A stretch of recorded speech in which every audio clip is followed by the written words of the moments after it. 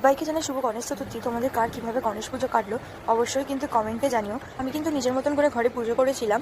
আর এই ফুলগুলো ছিল হচ্ছে কালকে, ওই ফুলগুলোকে সব তুলে নিয়ে সিংহাসনটাকে ভালোভাবে পরিষ্কার করে নিয়েছি আর বাকি ঠাকুরদেরকেও মুছে দিয়েছি। যারা আমার ভিডিও দেখো তারা কিন্তু জানো যে আমি এই গণদাতাটাকে কোথা দিয়ে নিয়ে এসেছিলাম। এবার ওদেরকে একে একে স্নান করে নেবো, প্রথমে গণেশজিকে, তারপর আমার দুই ছেলেকে ক্রিশকে আর ম্যাডিকে। কিন্তু আজকে ওদেরকে পঞ্চমৃত দিয়ে স্নান করাইনি, শুধু টক দই নিয়ে এসেছিলাম।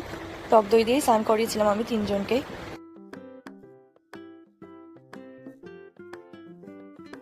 যখন আমি গনুকে স্নান করাচ্ছিলাম তখন কিন্তু ভিডিওগুলো আমাকে রায়নি করে দিচ্ছিল।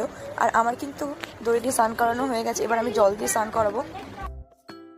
গনুকে স্নান করানো আমার হয়ে গেছে, চলো তাহলে এবার ক্রিশকে আর ম্যাডিকে স্নান করবো। প্রথমে গামলার মধ্যে তুলসী পাতা দিয়ে দিয়েছি।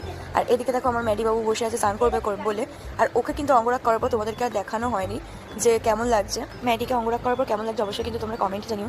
আর আজকে কিন্তু ওদেরকে এই দুটো নতুন জামা পরাবো।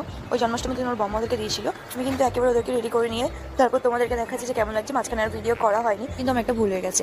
আমি আজকে দুটো মালা বাজার দিয়ে নিয়ে এসেছিলাম। একটা মালা ভেবেছিলাম তিনজনকে আর্ধেক আর্ধেক করে পরাবো, কিন্তু দেখো তিনজনেরই অনেক ছোট হয়ে গেছে, এই জন্য হাতে দিয়ে দিয়েছি। একটা যে মালাটা ছিল গণেশজির, এই ছবিটাতে আমি দিয়েছিলাম। আর এইদিকে দেখো এই মালাটাকে 3 ভাগ করেছিলাম, তার মধ্যে একটুখানি ছোট মালা আমি আমার গনুকে পরেছিলাম। তারপর গনুকে সুন্দর করে সাজিয়ে দিয়েছিলাম চন্দনের টিপ, দুব্বো, ফুল দিয়ে। আজকে কিন্তু আমার গনুর পছন্দের খাবার অর্থাৎ লাড্ডু দিয়েছিলাম আজকে ভোগে। সবকিছু সাজানো গোছানো হয়ে গেছে, এবার তাহলে আরতিটা করে নেওয়া যায়। আর আজকে আমি ঘরে ধুনো দিয়েছিলাম।